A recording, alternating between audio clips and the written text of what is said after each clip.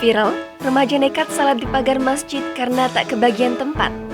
Baru-baru ini viral sebuah video beberapa remaja lakukan sholat di atas pagar teras masjid.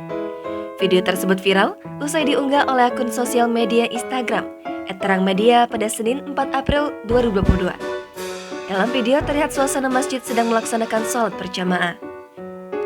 Diduga tidak dapat tempat untuk sholat, 3 remaja tersebut nekat lakukan sholat di atas pagar teras masjid.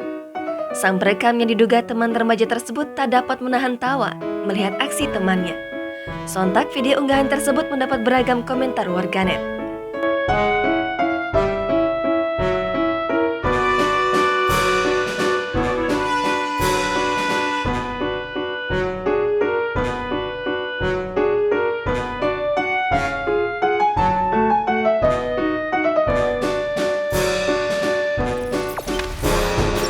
Jangan lupa subscribe, share, komen, dan like ya!